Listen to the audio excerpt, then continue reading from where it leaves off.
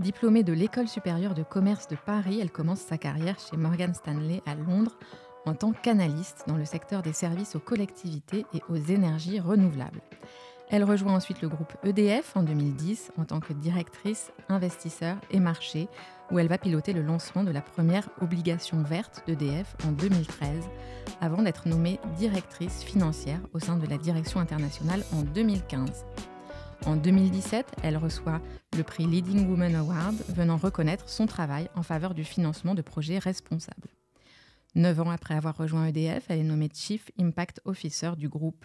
Et moins d'un an plus tard, le groupe EDF a inscrit sa raison d'être dans ses statuts, plaçant la neutralité carbone au cœur de sa stratégie. Pionnière sur le sujet du financement de la transition énergétique, mon invité est également chevalier de la Légion d'honneur depuis 2021.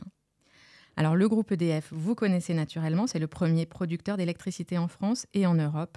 Ce sont près de 170 000 collaborateurs au service de 39 millions de clients à travers le monde.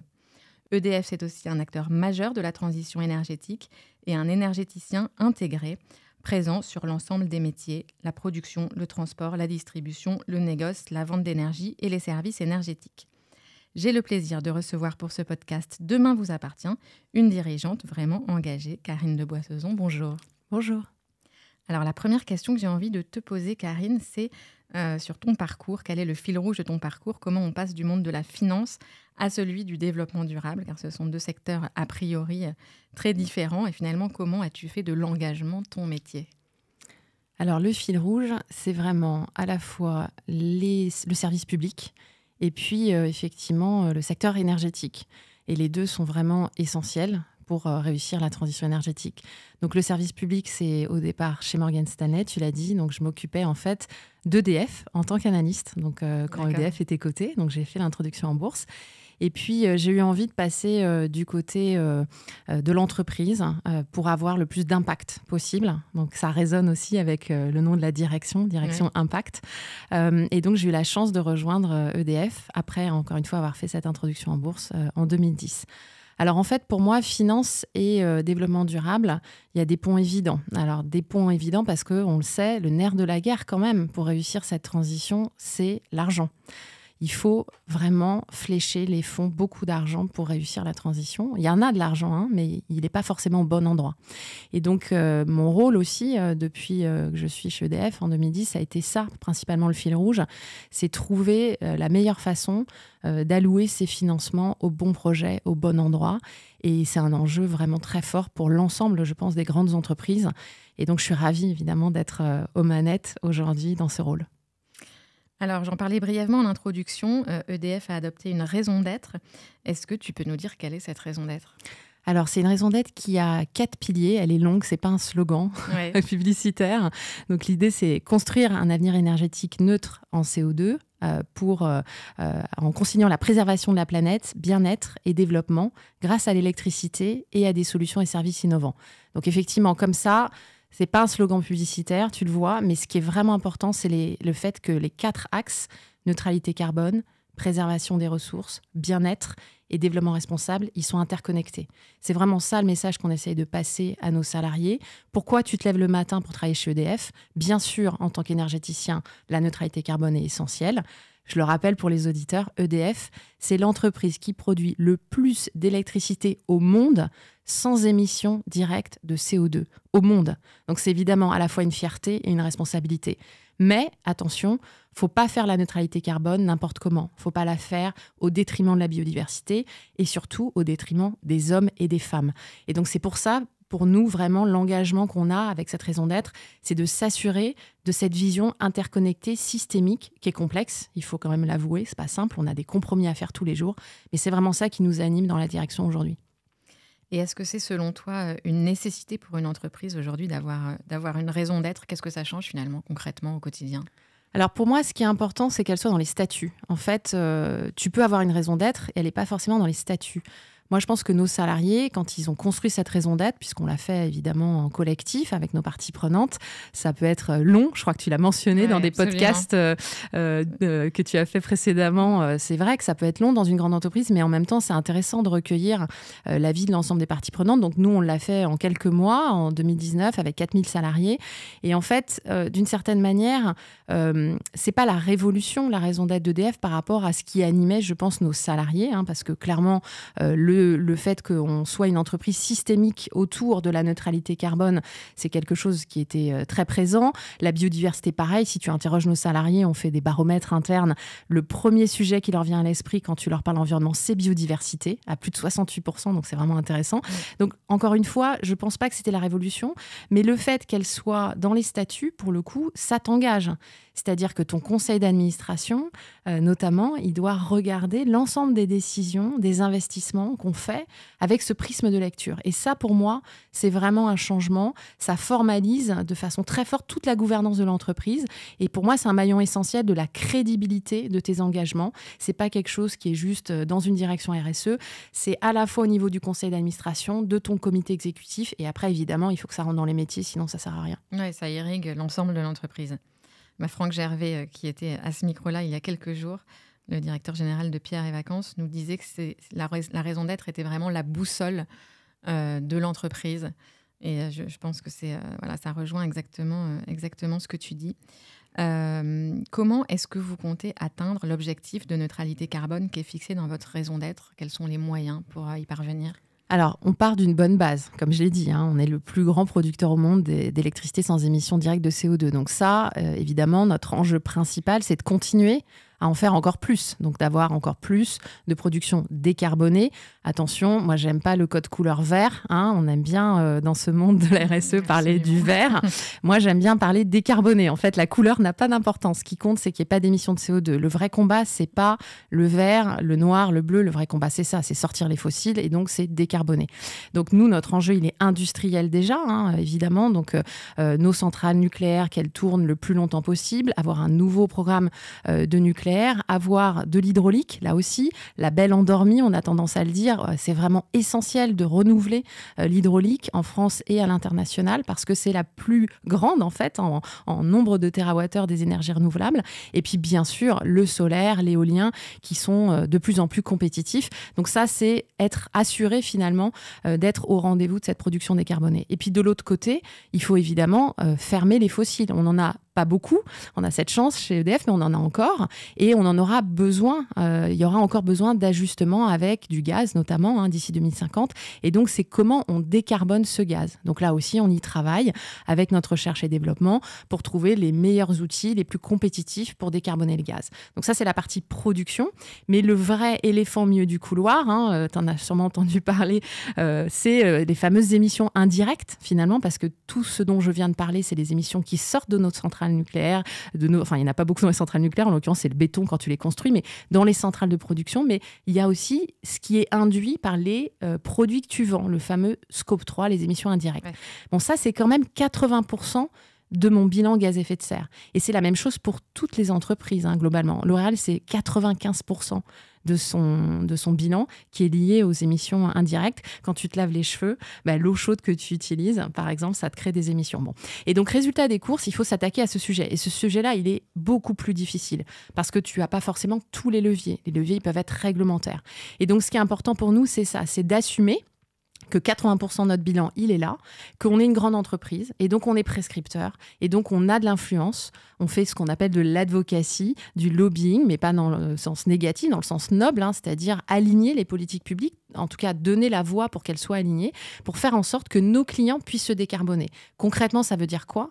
Ça veut dire que, par exemple, dans des bâtiments, du bâtiment neuf, si tu fais en sorte que la réglementation, elle favorise l'électricité et pas le gaz, tu vas forcément décarboner plus vite le bâtiment. Et donc, c'est ça le nerf de la guerre pour nous. Donc, les moyens qu'on se donne, ils sont liés aussi à ça. Donc, c'est à la fois de l'innovation technologique, bien sûr, il en faut.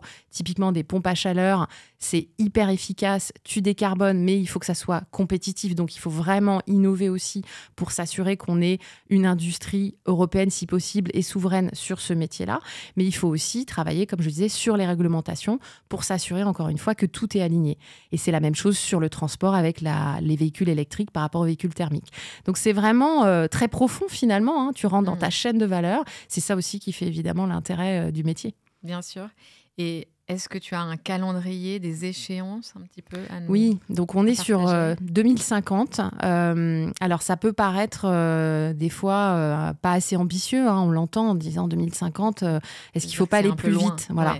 Et donc je pense que là, c'est vraiment un enjeu d'ambition et de réalisme. C'est-à-dire, oui, il faut essayer bien sûr d'aller le plus vite possible, mais il ne faut pas donner des promesses dans le vent aussi. Parce que le risque qu'on voit, c'est les engagements, il y en a de plus en plus et c'est très bien. Mais beaucoup d'analyses disent que les trajectoires ne sont pas du tout au rendez-vous. Et que, je crois que c'est Accenture qui disait qu'il y avait 90% des trajectoires qui étaient complètement à côté, en fait. Et donc, même sur des échéances court terme.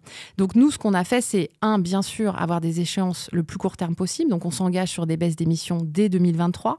On a des étapes intermédiaires, 2030, 2040, 2050. Et 2050, pour nous, c'est ce qui nous paraît aujourd'hui le plus crédible dans une vision, en tout cas, économique aussi. Parce qu'il ne faut pas oublier, et on le sait très bien, que la transition, on ne la fera pas sans les gens. Et donc, il faut que notre produit soit accessible aussi pour les gens. Et on le voit bien avec la crise énergétique qu'on voit depuis plus d'un an maintenant. Et donc, c'est aussi ça, c'est ce paradigme finalement entre la technique, l'économique, et puis évidemment l'ambition globale qu'il faut se donner, les moyens financiers qu'on se donne. Donc, on fera tout pour aller plus vite. Mais aujourd'hui, notre échéance d'émission zéro, c'est 2050. Oui. Et du coup, c'est une échéance qui est réaliste. Et encore une fois, on va faire tout pour aller plus vite. Alors, au-delà de la neutralité carbone, le sujet de la sobriété énergétique a été omniprésent au cours des derniers mois. EDF, en tant que premier fournisseur d'électricité en France, est nécessairement un acteur majeur de cette crise énergétique. Comment est-ce que vous l'avez abordé ? Quel est le rôle du groupe EDF dans ce contexte? Et est-ce que vous avez un plan d'action pour faire face à cette problématique?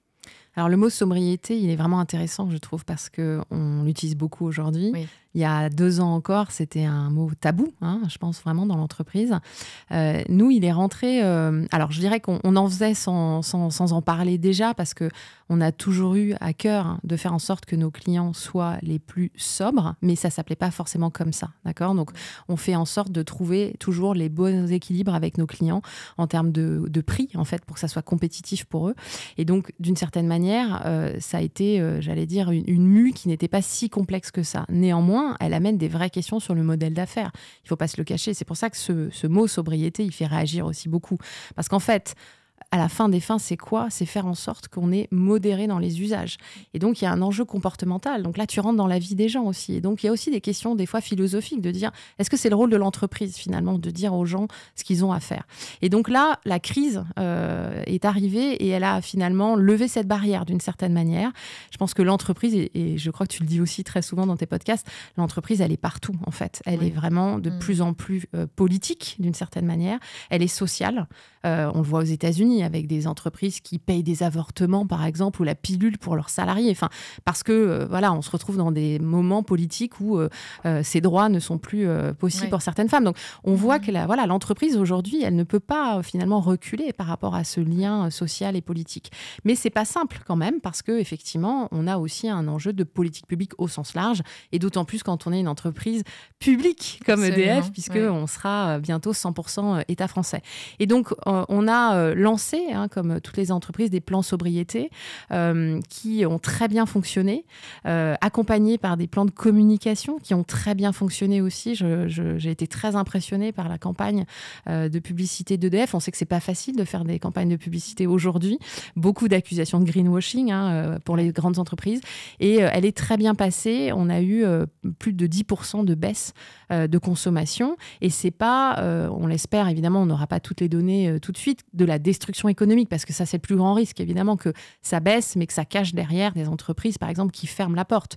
Donc, les entreprises ont été énormément accompagnées, et ça ne veut pas dire que c'est assez, hein. Évidemment, il y a encore des grosses difficultés, et on doit être au rendez-vous de ça aussi, hein. C'est ce que je disais, comment notre produit y reste compétitif, mais on a clairement eu des changements de comportement, et l'enjeu, c'est la durée.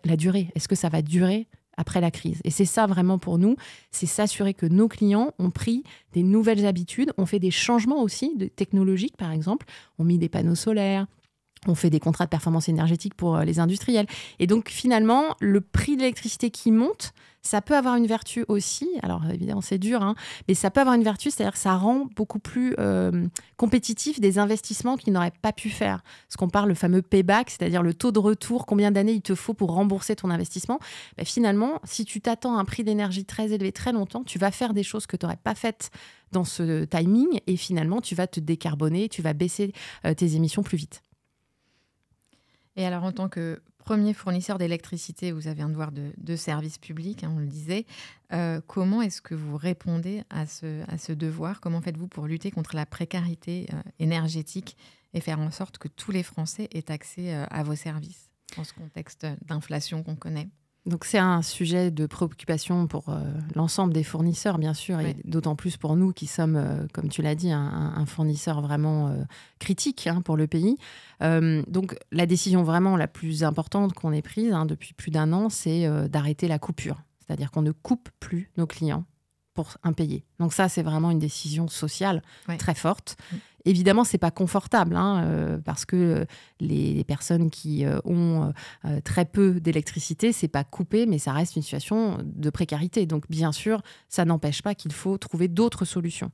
Et donc, les solutions, il faut s'attaquer... j'allais dire au fond du fléau aussi, qui est les passoires thermiques, parce que tu te rends compte finalement que beaucoup des personnes qui sont en précarité, c'est des personnes qui sont dans des immeubles qui sont très inefficaces, et donc leurs factures sont très élevées aussi parce qu'ils sont dans des passoires thermiques. Et donc on travaille énormément sur le sujet de la rénovation, et notamment la rénovation pour ce qu'on appelle les grands précaires. Et alors on fait ça avec des partenaires, parce que c'est très important de se mailler avec des gens qui savent faire ça, et on n'a pas les solutions clairement pour tous. Il faut rester humble, hein, face à ce sujet.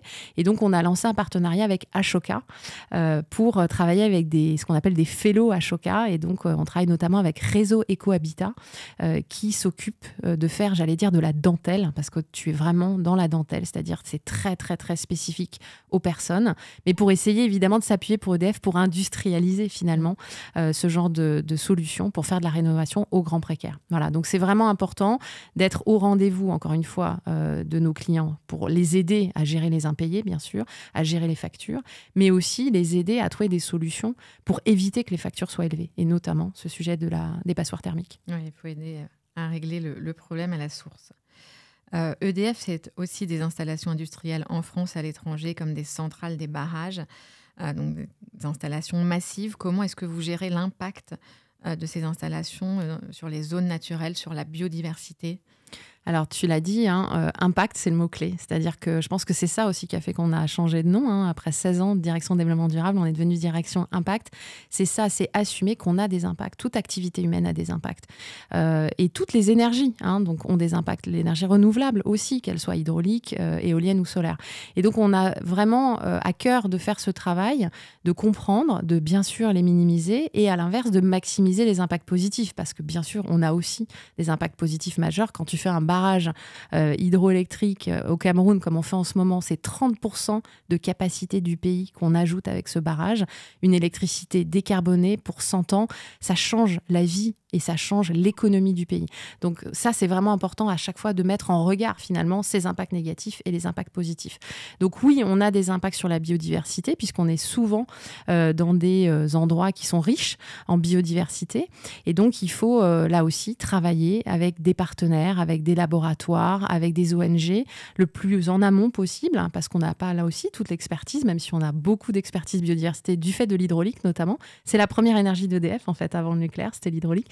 Et donc, on a 40 ans d'expertise autour de ce sujet de la biodiversité, mais on travaille bien sûr avec plein de partenaires pour essayer de mesurer l'empreinte finalement de nos ouvrages et les minimiser. Et alors, je vais te donner un exemple concret qui est vraiment parlant, je trouve, des compromis qu'on doit faire, qui s'appelle le barrage de Poutès, où là, en fait, pour assurer la continuité piscicole du saumon, on a abaissé le barrage.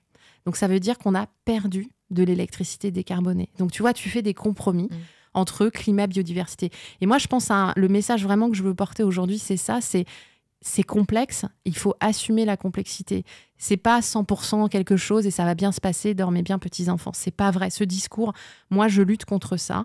Évidemment, il faut être ambitieux, il faut être positif, mais il faut assumer qu'il y a de la complexité et qu'il y a des arbitrages et qu'il n'y a jamais un projet qui est simple sur tous les sujets, entre climat, biodiversité, bien-être, développement responsable. Parce que faire du 100% renouvelable, je l'entends évidemment beaucoup, mais c'est quoi les externalités qu'on regarde ? Elles sont où les externalités ? Des panneaux solaires, du recyclage des pales. Donc dans toutes les activités, et c'est pas pour dire que évidemment il faut pas faire plus de renouvelables, mais il faut garder aussi les enjeux globaux au niveau du système. Et c'est là que la sobriété est essentielle. En fait, il faut de la sobriété justement pour ne pas aller taper les autres limites planétaires. Et moi, j'aime bien cette image des limites planétaires parce que du coup, tu parles de l'ensemble du système et t'es pas siloté. Il faut éviter d'être siloté finalement en expertise. C'est un équilibre global. Et est-ce qu'il y a de la compensation aussi, du coup, quand vous installez un barrage ? Donc, tu le disais, j'essaye de réduire au maximum, mais ensuite, est-ce qu'il y a une deuxième étape qui Bien sûr, on fait aussi de la compensation. Alors, il y a plusieurs types de compensation. Je pense qu'aujourd'hui, on parle beaucoup de la compensation carbone et qui fait aussi pas mal de bruit, pas toujours en positif, notamment avec des projets de reforestation qui ne se passent pas très bien. Donc, là aussi, il faut être très vigilant, en fait, dans tout ce qu'on fait pour s'assurer qu'on ne fait pas de la adaptation finalement en voulant faire bien. On peut faire des choses qui ne fonctionnent pas. Donc là aussi, humilité est le mot-clé dans tous nos sujets. Et donc oui, on en fait bien sûr quand on va se retrouver dans des zones riches en biodiversité, d'identifier d'autres zones riches en biodiversité pour essayer de faire mieux, de faire plus. Mais encore une fois, la première partie, c'est toujours éviter. Éviter. Ensuite, réduire. Et la compensation, c'est vraiment la phase quand tu ne peux plus rien faire d'autre. Donc, c'est ça qui est important. Et alors, on entend beaucoup de critiques depuis plusieurs années, mais de plus en plus présentes concernant les éoliennes. Quel est votre avis sur ce sujet ? Alors, nous, on est pour chasser les fossiles, comme je l'ai dit. Donc, les éoliennes, elles font partie de la solution, clairement. Les éoliennes à terre et en mer. Le nucléaire fait partie de la solution, l'hydraulique fait partie de la solution. Donc, nous, on n'a pas de discours, une technologie contre une autre. Toutes les technologies décarbonées, elles ont leur place. Elles sont essentielles. On n'a pas le luxe, en 2023, de s'en priver. On ne l'avait pas déjà il y a 10 ans, en fait. On est en retard. Je pense que tout le monde a bien compris qu'on était très en retard sur la décarbonation. Et donc, oui, on fait un programme de développement d'éoliennes important. On est d'ailleurs très content du développement des éoliennes offshore, puisque EDF est un des gros développeurs en France et dans le monde. Maintenant, c'est ce que je disais tout à l'heure, il faut avoir une vision systémique, c'est-à-dire qu'il faut le faire au bon endroit, en concertation avec les parties prenantes. Et on sait que c'est compliqué aussi, clairement, parce que derrière, tu vas toucher à des choses subjectives comme le paysage. Le paysage, c'est très difficile de dire je trouve ça beau ou pas beau. Et en fait, c'est intéressant, je trouve, finalement d'affronter aussi ce sujet de c'est quoi le récit finalement d'une économie décarbonée. Ça ressemble à quoi une économie décarbonée ?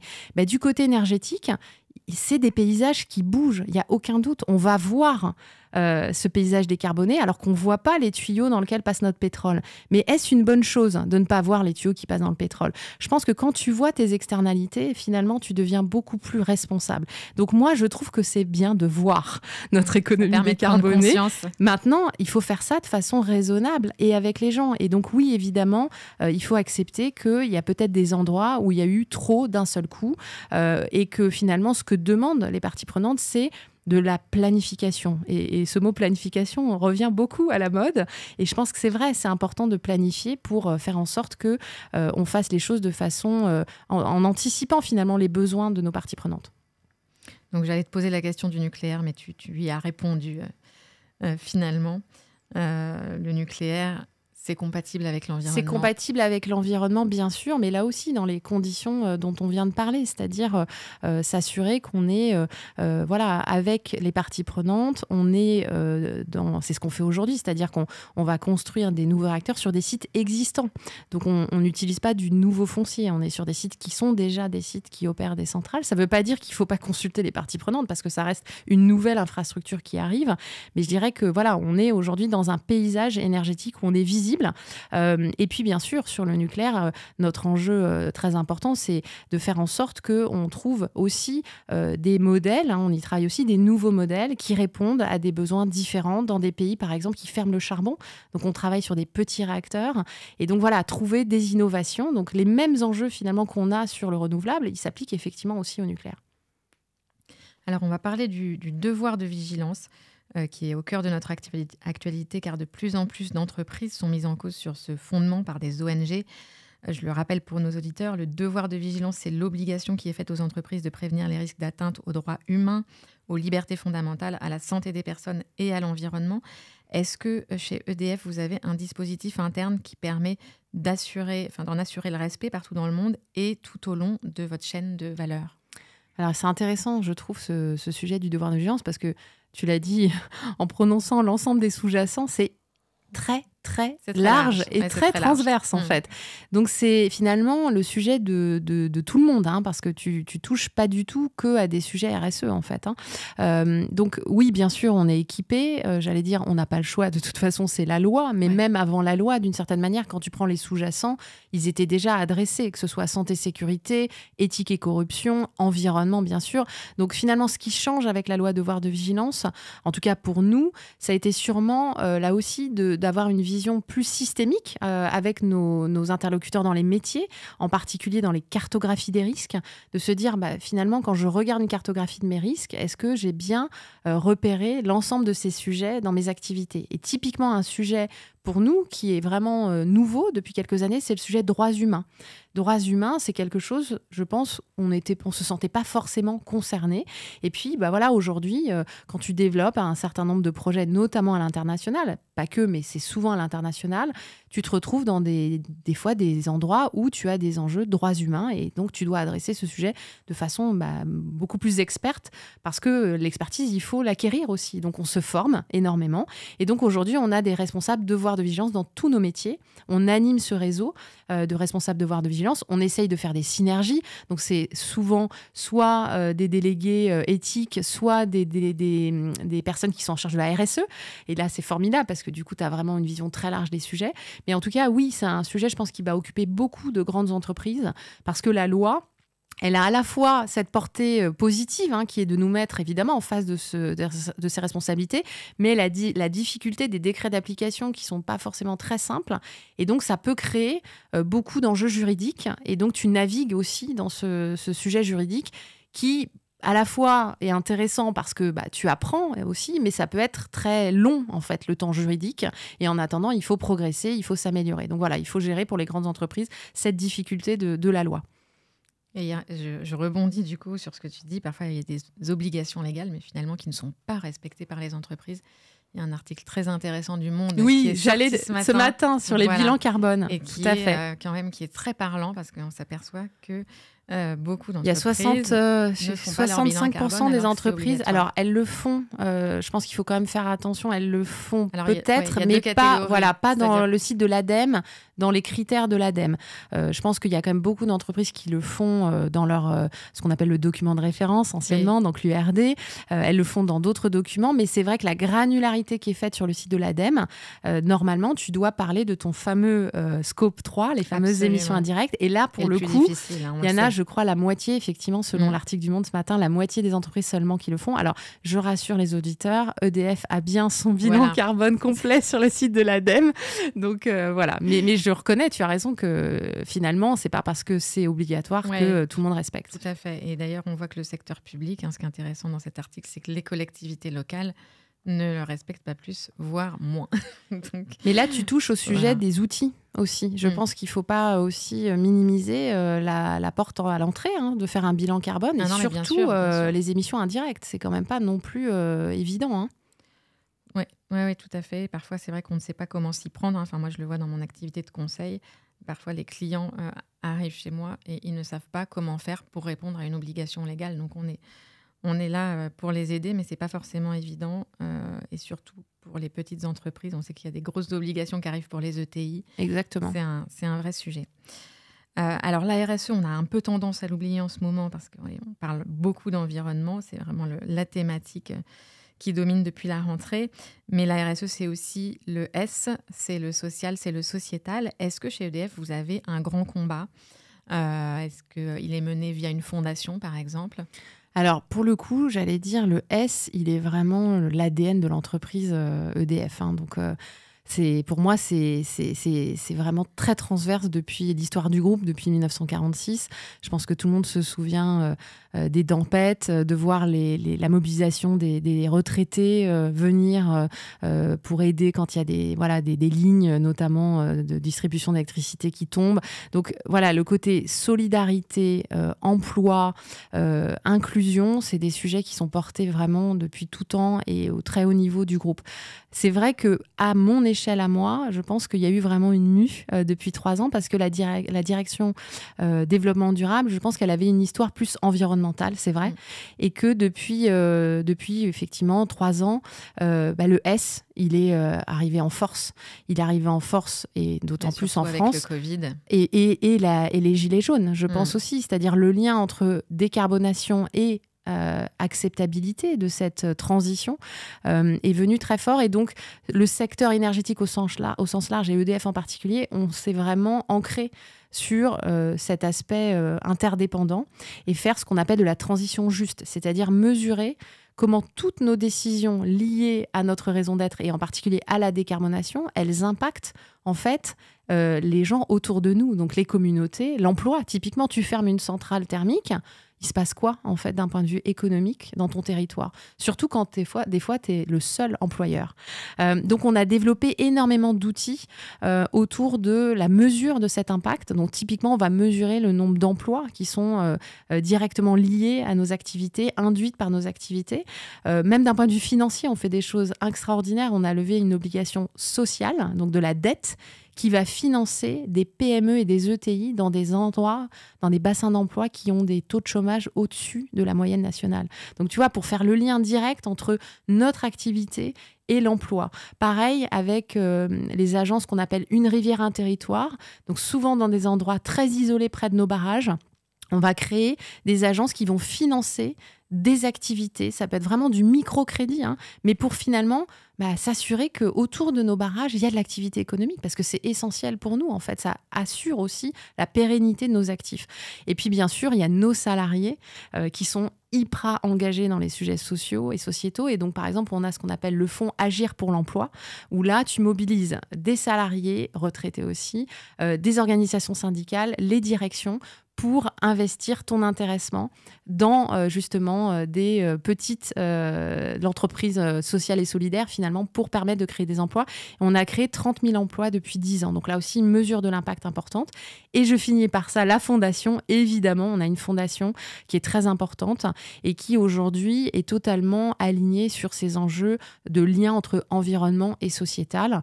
Et par ailleurs, je le signale pour ceux qui ne le savent pas, on a des expositions artistiques. Donc la fondation, elle a un lieu physique, rue Récamier, qui est magnifique et qui est ouvert principalement au départ pour les écoles, donc à titre gratuit. Et on fait de l'éducation autour de ces sujets environnementaux. Et on a eu un succès incroyable avec notamment des expositions récentes sur les fake news, très intéressant aussi, hein, quand on voit la montée du climato-scepticisme. Et puis, faut-il voyager pour être heureux? C'est une belle question, ça aussi, hein, notre lien au voyage. Donc voilà, donc c'est intéressant parce que la Fondation, elle incarne finalement aussi de l'éducation autour de ces sujets environnementaux et sociétaux, mais bien sûr, elle finance. Et typiquement, j'étais il y a 2 jours au camp d'Émile. Je ne sais pas si tu connais le camp d'Émile. C'est un camp, malheureusement, qui a déporté en France 2000 juifs en 1942. Et ce camp, en fait, aujourd'hui, fait de la formation à la citoyenneté. Donc, c'est devenu un musée. Et la Fondation EDF finance des formations à la citoyenneté pour les écoles de la deuxième chance. Donc, tu vois le lien aussi avec l'histoire et comment on s'assure finalement d'aider nos futurs dirigeants de demain, on espère, à éviter ce qui s'est passé, que ce soit bien sûr la Shoah, mais on parle aussi du génocide rwandais, on parle de l'Arménie, on parle de tous les génocides aussi. C'est ça qui est extraordinaire dans ce camp des Mille. Donc j'invite aussi les auditeurs à y aller. C'est un endroit exceptionnel.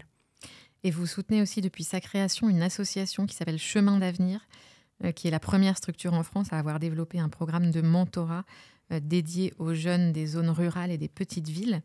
Quelle est l'articulation entre le rôle de l'entreprise et l'association? Comment ça se passe? Alors, c'est vraiment intéressant. On avait Salomé Berliou qui était une des premières dans notre conseil de parties prenantes aussi. On a un conseil de parties prenantes au niveau de notre PDG qui nous challenge autour de notre RSE. Et donc, on a des climatologues. On a Valérie Masson-Delmotte notamment et Christophe Cassou. On a un représentant du collectif pour un réveil écologique, par exemple, qui est quand même aussi une partie prenante importante. Et Salomé faisait partie au tout début de notre conseil.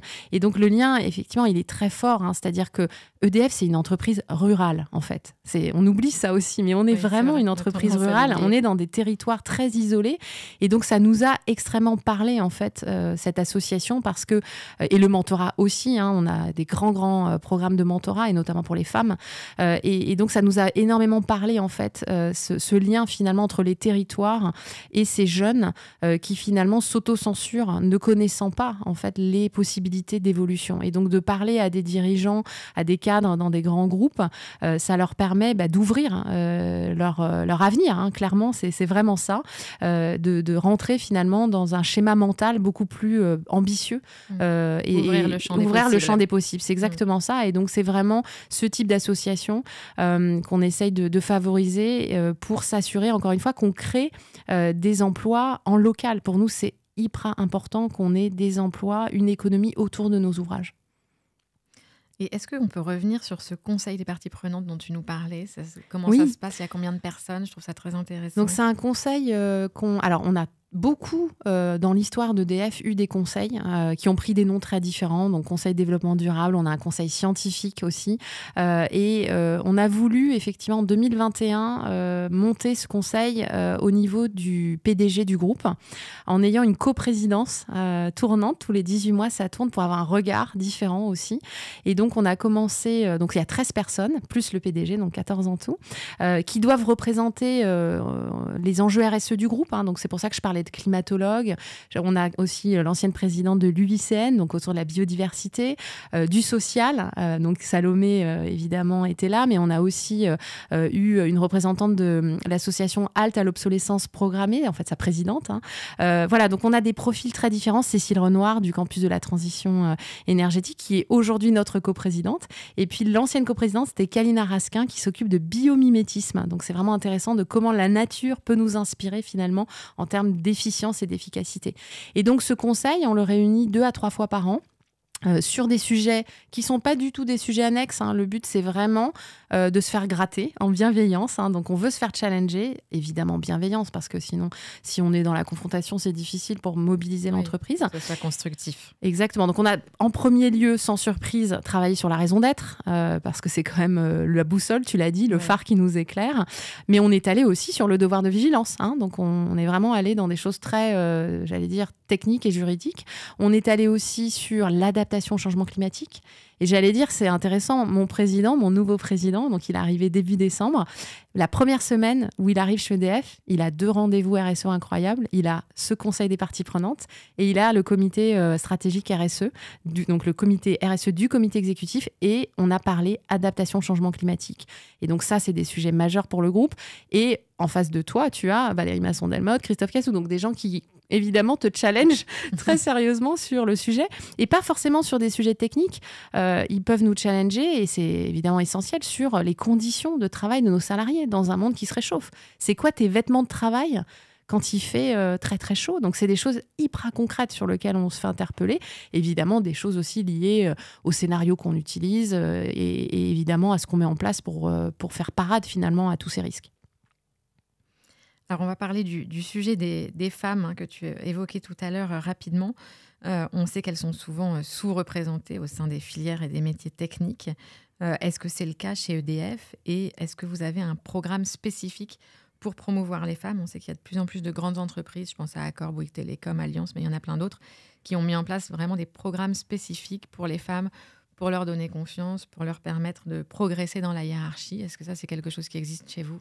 Oui, alors c'est un sujet très, très, très, très important parce qu'on ne va pas dans le bon sens du côté de l'éducation. Malheureusement, on a de moins en moins de femmes, de jeunes filles qui choisissent des métiers techniques en lien avec la transition énergétique. Donc, c'est vraiment un sujet de préoccupation pour nous et d'autant plus pour une entreprise qui recrute énormément. Pour nous, il faut absolument aller chercher les filles dans les écoles et au plus tôt. En fait, on se rend compte qu'il faut aller très vite, c'est-à-dire au collège. Il faut aller les chercher parce que finalement, au lycée, c'est trop tard.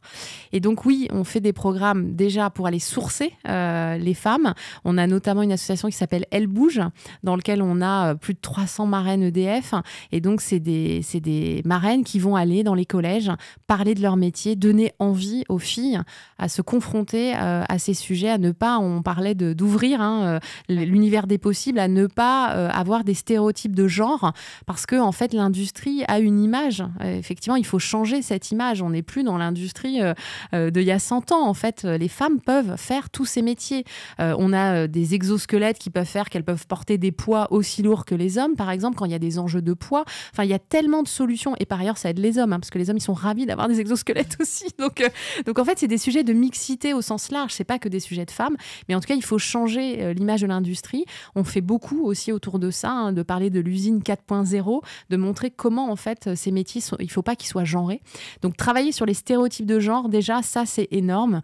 Et on a un gros programme en interne où on se fait nous-mêmes des questionnaires dans nos équipes pour mesurer nos propres stéréotypes. Et on en a tous, moi j'en ai aussi évidemment. J'ai été d'ailleurs très surprise des résultats quand j'ai fait le questionnaire parce que j'en ai beaucoup en fait contre les hommes d'une certaine manière. Donc c'est important d'avoir les deux visions du monde et de ne pas mettre les hommes aussi dans des stéréotypes comme on peut le faire aussi. Donc ça c'est très important. Donc le mentorat, on en a parlé. Donc énormément de mentorats qui sont faits et au plus haut niveau de notre comité exécutif vis-à-vis des viviers de femmes talents. Et on travaille sur ce vivier, effectivement, donc d'identifier le vivier de femmes talents pour essayer de le faire monter le plus vite possible et puis surtout de rendre le vivier le plus important possible. Donc je dirais que c'est un combat très, très important qui n'est pas que le nôtre, heureusement. C'est un combat de l'éducation nationale, c'est un combat de toutes les entreprises industrielles et on ne réussira pas seul ce sujet. Donc il faut des modèles, effectivement, ça c'est important quand même que les filles voient des femmes qui réussissent dans des métiers très techniques, mais il faut faire des reconversions aussi. Et ça, c'est vraiment essentiel de travailler sur des reconversions dans des métiers qui vont peut-être être amenés à disparaître ou être moins importants en déploiement pour les amener. Et donc, on forme par exemple des data scientists. Donc de femmes et d'hommes, évidemment, c'est un sujet plus général, mais on essaye de pousser beaucoup de femmes qui pouvaient être, par exemple, comptables ou commerciales et qui vont devenir des data scientists. Donc on identifie les nouveaux métiers et on essaye de faire le matching et faire des reconversions le plus possible en interne vers ces métiers qu'on appelle scientifiques, technologiques et du numérique. Et pour rester sur ce sujet, la loi Rixain, qui est passée en décembre 2021, impose un quota de 30% de femmes dans les COMEX des entreprises de plus de 1000 salariés d'ici 2026 et 40% en 2029. Vous en êtes où, vous, au sein du groupe ? Combien vous avez de femmes au COMEX ? Oui, alors déjà, on s'était engagé avant la loi.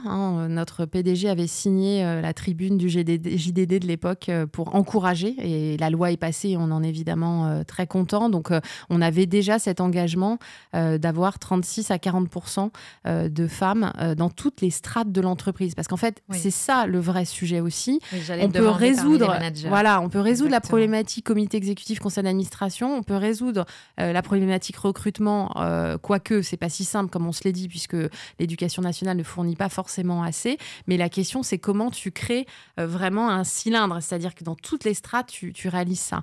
Et donc ça, c'est notre plus gros enjeu là aussi. Donc on est plutôt bien parti dans cette ambition d'arriver aux 36 à 40%, puisqu'on est déjà à plus de 30%. Mais ça reste fragile. C'est quand même quelque chose de difficile. Et donc, ça va demander de retrousser les manches. Et là aussi, mon nouveau président, première présentation des résultats du groupe, au mois de février, il a présenté les engagements RSE qui lui paraissaient les plus essentiels. Et il a présenté la mixité. Et il a dit qu'on allait faire mieux et plus vite. Donc voilà, voilà, donc je pense que c'est une dynamique portée au plus haut niveau, et c'est essentiel que ça soit porté au plus haut niveau. Et puis je finirai sur quelque chose d'essentiel pour nous, c'est le réseau. On a un réseau extraordinaire, réseau énergie mixité, 4450 personnes dans ce réseau, pas que des femmes, mais quand même une majorité de femmes, évidemment, parce qu'au départ, c'était un réseau femmes qui est devenu mixité depuis un peu plus d'1 an. Donc, on doit avoir quand même, je pense, plus de 90% encore de femmes. Et l'enjeu, c'est ça aussi, c'est d'avoir des hommes qui nous aident, des hommes qui nous accompagnent. Parce que là aussi, on voit les enquêtes récentes qui sont sorties effrayantes, qui disent que les hommes trouvent qu'on en fait déjà trop et qui se sentent discriminés. Et ça, c'est quand même un message qui fait peur quand même, de se dire finalement, si on se retrouve à être aussi clivé sur le sujet alors qu'on a besoin d'eux, on a clairement besoin d'eux pour nous aider. Donc on est vigilant aussi là-dessus, de faire en sorte que nos sujets, finalement, en s'attaquant au sujet des femmes, on s'attaque au sujet de la mixité et on aide les hommes aussi, en fait, sur l'ensemble des sujets. Donc voilà, donc dans les choses vraiment impressionnantes de ce réseau, il y a aussi la capacité à mentorer des femmes pour les faire progresser plus vite, et puis bien sûr de s'attaquer au sujet du sexisme ordinaire. Donc on répond en ce moment même avec plein d'entreprises à un énorme questionnaire national sur le sexisme ordinaire. Donc voilà, lancer des initiatives pour aller dans les sujets difficiles, y compris les violences conjugales. On parlait tout à l'heure de comment l'entreprise, elle est sociale, elle est politique. Eh bien oui, il faut affronter ce sujet. Et donc EDF a mis en place énormément de numéros verts, on extirpe en fait les femmes qui sont dans ces situations-là de leur foyer, on les installe, on les aide financièrement à s'en sortir, parce qu'on ne peut pas être performant au travail si on a des difficultés à la maison. Et donc c'est important de s'attaquer à ce sujet-là, et donc on le fait aussi. Et je trouve que c'est extraordinaire d'avoir une entreprise qui rentre dans ces sujets-là, même si on peut se dire c'est intrusif. Non, mais on ne peut pas laisser passer la violence conjugale, il faut s'y attaquer. Et vous faites ça en partenariat avec bien sûr, avec Fondation des femmes ou une autre... Exactement, Fondation des femmes qui est venue intervenir régulièrement à nos plénières du réseau, et puis avec les assistantes sociales. Enfin voilà, évidemment, on a besoin d'être des médecins du travail. Enfin, c'est un écosystème très large. Mais voilà, c'est quelque chose sur lequel je pense on est assez différenciant, et c'est évidemment pas le sujet qu'on traite que ça, mais ça fait partie aussi de la boîte à outils. On va parler des salariés. Mon expérience passée en tant que directrice de la RSE m'a vraiment prouvé qu'on ne pouvait pas avoir une politique RSE réussie si on n'arrivait pas à embarquer les salariés dans cette politique RSE, qu'ils arrivent à se l'approprier. Très concrètement, chez EDF, comment on fait pour fédérer autour de valeurs communes quand on a 170 000 collaborateurs dans le monde ? Oui, alors 170 000, dont quand même de mémoire 130 000 en France. Donc on a quand même un prisme français, et donc ça participe quand même à ce socle de valeurs communes, et notamment service public, intérêt général. Ça rassemble quand même, et ça parle à une grande majorité quand même de nos salariés. Alors c'est vrai que c'est extraordinaire, hein, tu l'as dit, le levier des salariés engagés, mais c'est aussi un risque, le désengagement des salariés. Donc de toute façon, on n'a pas le choix, j'allais dire. Si on fait que de la RSE au niveau corporate, mais qu'on ne voit pas la dissonance possible que vivent nos salariés dans leur job au quotidien, on aura tout perdu, et là on peut être accusé effectivement de greenwashing ou de social washing. Donc pour nous, ça a été vraiment le point de départ quand on a lancé nos engagements RSE au moment de la raison d'être. On a revu totalement l'architecture RSE pour qu'elle soit alignée avec la raison d'être.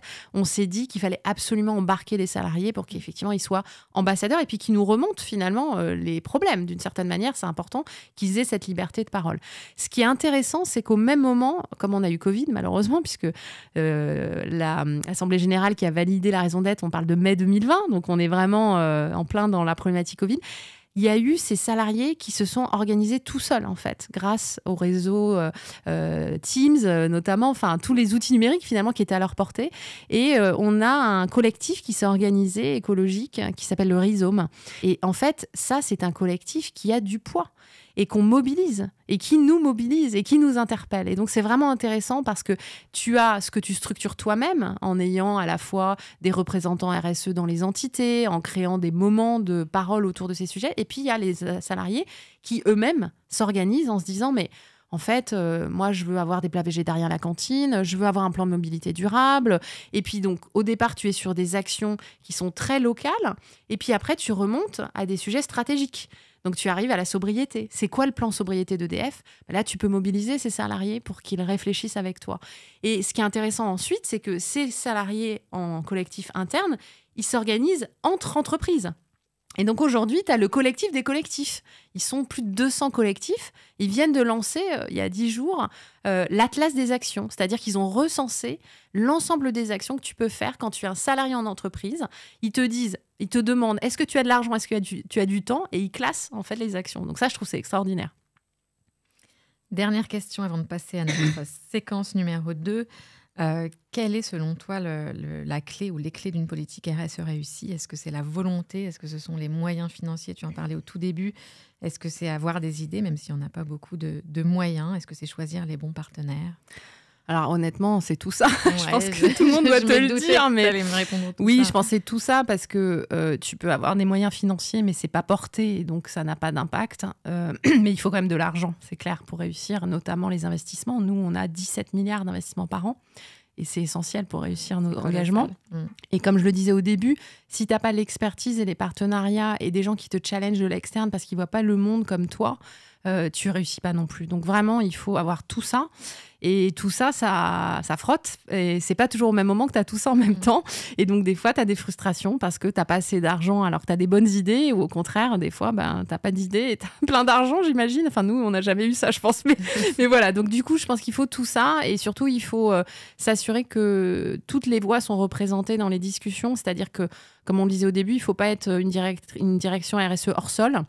Il ne faut pas non plus être démagogique, il faut être entre les deux. Donc moi, j'aime bien dire, on n'est ni Cassandre ni utopiste. C'est moi ça que j'aime aussi dans ma direction, c'est qu'on fait partie d'une direction plus large où il y a l'innovation et la stratégie. Et donc là, tu es vraiment au cœur du réacteur, si je puis dire, en parlant d'EDF. Mais c'est vraiment ça, parce que du coup, ta RSE, elle est incarnée dans la stratégie et tu peux avoir des leviers d'innovation qui ne sont pas que technologiques aussi, qui sont d'innovation sociale. Donc pour moi, la réussite, elle passe aussi par où s'insère la RSE dans ton organisation quand même. Alors, on passe à notre deuxième séquence du tac au tac. Il faut choisir entre deux choses. Il est interdit de répondre les deux, évidemment. Et je précise qu'il n'y a pas de mauvaise réponse. C'est parti. Est-ce que tu es plutôt bain ou douche ? Douche. Côte de bœuf ou tofu ? Je vais dire aucun des deux. Mais Aucun s'il fallait choisir, je dirais tofu fumé. Parce que je crois que c'est quand même meilleur que le tofu tout court. Ça a plus de goût. Ouais. Plage ou piscine ? Plage. Avion ou train ? Train, mais vélo surtout. Arrondi en caisse ou pourboire ? Arrondi en caisse. Gourde ou bouteille d'eau ? Gourde. Ouais, je vois qu'elle est là. Réunion en présentiel ou en distanciel ? Présentiel. Livre ou liseuse ? Livre, parce qu'on se les prête entre nous. Donc, on fait du recyclage et de l'économie circulaire. Et journaux papier ou tablette ? Ouais, journaux quand même. Journaux quand même. Alors, on passe à la troisième séquence qui s'intitule « S'il n'y en avait qu'une, ce serait celle-là ». Quelle est la mesure concrète, ça peut être une petite mesure très précise, prise dans le cadre de la politique RSE du groupe et qui a vraiment changé la donne. Quelle est la mesure que tu recommanderais à tes homologues ? On a beaucoup d'entreprises qui nous écoutent. On a un public, une cible assez B2B. Est-ce que tu peux nous recommander une mesure et nous expliquer comment elle a été mise en place ? Alors, je l'ai déjà entendu de tes invités, il n'y a pas de mesure miracle quand même, mais moi, ce que j'ai beaucoup aimé dans le parcours depuis 3 ans, c'est le fait qu'on ait nommé un référent climat au conseil d'administration. En fait, je parlais beaucoup de la gouvernance. Pour moi, la gouvernance, c'est essentiel pour crédibiliser finalement tes actions. Et le fait qu'il y ait quelqu'un qui se sente plus responsable et qui ait ce prisme de lecture, encore une fois, autour de toutes les décisions de l'entreprise, je trouve que ça a créé vraiment un appel d'air, une dynamique intéressante. Encore une fois, ça ne veut pas dire qu'on ne traitait pas le sujet climatique, pas du tout, parce que par essence, encore une fois, EDF, c'est la production décarbonée et le climat est un méta-risque pour tous les énergéticiens. Mais l'incarnation, il s'avère en plus que c'est une femme, qui est Claire Pedini, qui est directrice générale adjointe de Saint-Gobain. Et donc, elle-même industrielle, elle-même portée sur ces enjeux de décarbonation. Donc voilà, j'ai trouvé que ça nous a apporté énormément. Et ça nous a permis, par exemple, pour la première fois cette année, de réunir le comité d'audit et le comité responsabilité d'entreprise. C'était la première fois qu'on faisait ça. Et c'est intéressant parce qu'on traitait des fois de sujets équivalents dans ces deux instances, mais de façon séparée. Et le fait de les avoir tous ensemble pour traiter au même moment un même sujet, j'ai trouvé que c'était d'une richesse extraordinaire. Donc voilà, donc ça a permis aussi, je pense, de faire des liens entre les comités du conseil et c'est très riche, je trouve, pour avancer. Oui, c'est très concret. Du coup, ça permettra à nos auditeurs de dupliquer cette mesure. Alors, ce podcast touche à sa fin. Karine, je vais te laisser la parole pour le mot de la fin. Tu nous dis absolument ce que tu veux en 30 secondes, 1 minute, le message que tu as envie de passer à nos auditeurs, à nos auditrices. Le message pour moi, c'est acceptons la complexité. Je pense que je l'ai dit au début, mais moi j'ai peur en fait des messages trop simplifiés qui donnent le sentiment que voilà, ça va bien se passer. Ça ne veut pas dire qu'il faut être pessimiste. Bien sûr que je suis très optimiste, il faut l'être. Je crois vraiment à la puissance de l'entreprise au sens politique et sociale, hein, je l'ai beaucoup dit, mais les coalitions d'entreprises, quand on est des directeurs et des directrices RSE, c'est extraordinaire parce qu'on n'est pas dans la compétition, on est dans l'alliance noble, dans le sens de faire avancer les choses ensemble. Et il y a beaucoup de coalitions d'entreprises extraordinaires qui se mettent en place sur ces enjeux RSE et qui sont portés au niveau stratégique. Donc, acceptons la complexité et en même temps, réjouissons-nous. On a énormément de leviers parce qu'on a énormément d'entreprises qui veulent agir ensemble et qui ont de l'impact. Bien, merci beaucoup pour ce message d'espoir. Merci Karine d'avoir accepté l'invitation. La semaine prochaine, j'aurai le plaisir de recevoir une autre personnalité engagée, Bettina Reveron, qui est directrice de l'impact social chez Doctolib. Merci à beaucoup. Tous. Bonne journée.